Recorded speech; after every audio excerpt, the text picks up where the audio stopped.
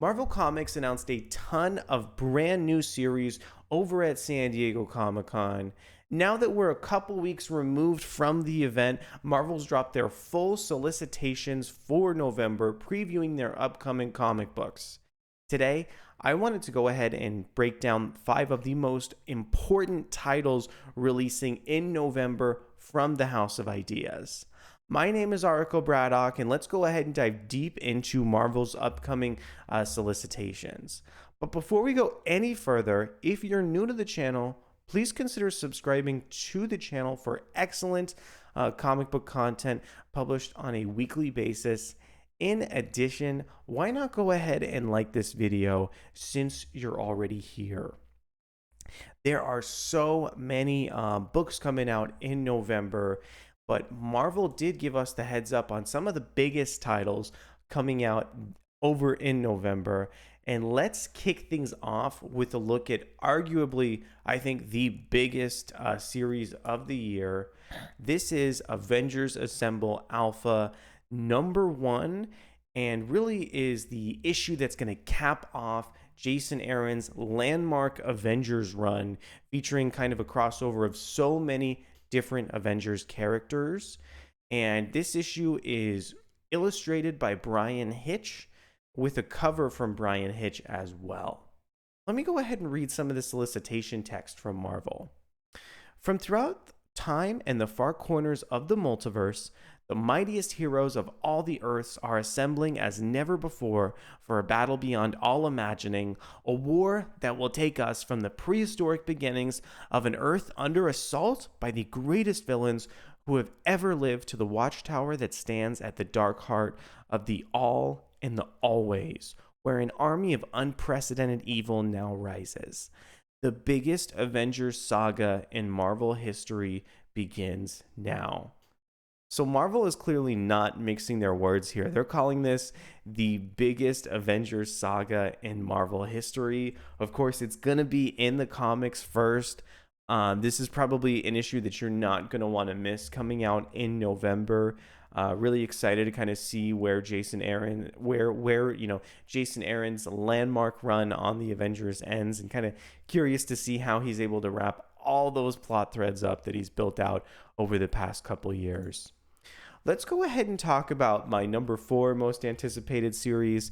This is Amazing Spider-Man #14, written by Zeb Wells with art from Michael Dowling and Kyle HOTZ.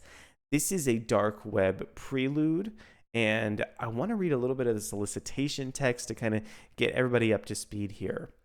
We haven't seen Chasm since Amazing Spider-Man 894 and the free comic book day issue. But that doesn't mean he hasn't been busy.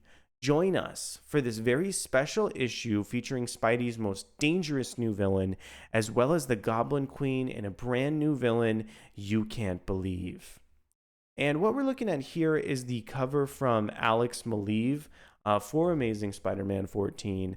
I love this character of Chasm, and I really love where Zeb Wells has taken the Amazing Spider-Man franchise so far in his run. There have been so many fantastic ideas about the crossover and, character. Also, I love how this series is kind of collaborating during the dark web crossover with titles like Venom and X-Men. These are some of my favorite comics over at Marvel, and they are all essentially kind of collaborating with each other, which is a really exciting place to be right now. So everything going on in Amazing Spider-Man is really exciting, but I'm particularly interested in seeing how Chasm and the Goblin Queen are really going to come back into the fold. My #3 pick is Gold Goblin #1, written by Christopher Cantwell with art from MEDINA. So with this Gold Goblin book, we're kind of staying with Spider-Man and the dark web crossover. But this series is just such an interesting character perspective that I wanted to touch on it anyway. Let me start by reading this text. It's not easy being gold. Norman Osborn's sins may have been cleansed, but his memories weren't, and he's done plenty of horrific things to remember. Norman's worked hard to avoid all things goblin and stay on the straight and narrow. Consequences and Amazing Spider-Man pushed him to try superheroing, and he liked it. But when the media dubs him Gold Goblin, he has to start wondering, can he ever get away from the goblin inside?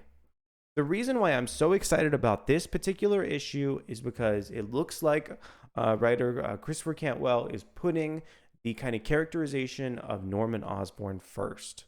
Let's take a look at this cover by Taryn Clark, and you can even see kind of Norman Osborn is trying to continue as, maybe even potentially a hero, but he's unable to kind of escape his past sins. And this cover even shows, essentially Norman Osborn's Green Goblin persona staring back at him, showing that he can't escape, every single part of his past. But I love this cover, and I think this is such a great opportunity for Marvel to flesh out a different side of Norman Osborn. I'm curious to see what direction they're going to go and how this miniseries shakes out.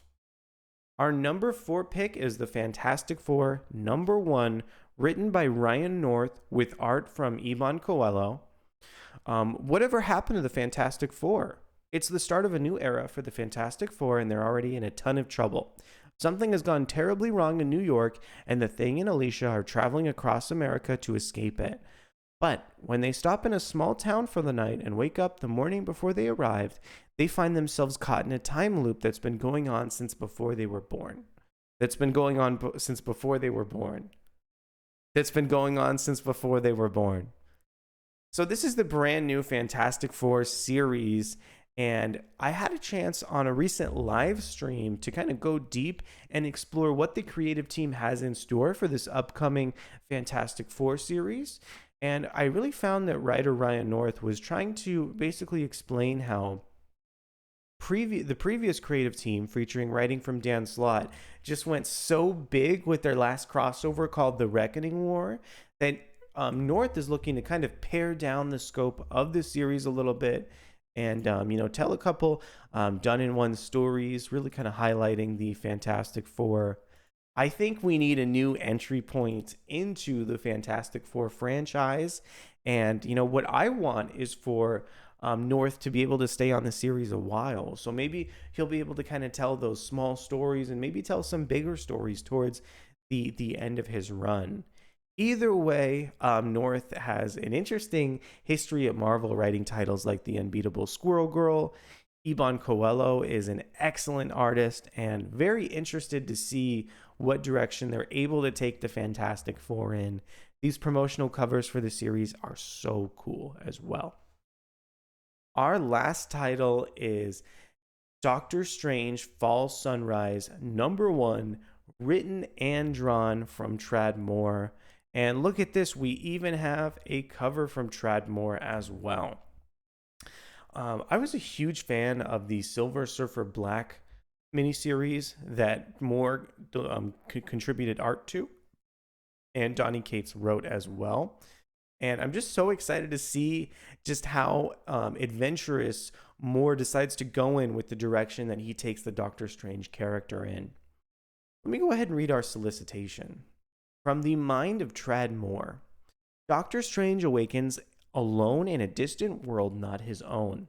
Lost of purpose and surrounded by danger, the wandering sorcerer must explore this land of blades and mystery to unravel arcane secrets and escape the deadly horrors that lie in wait.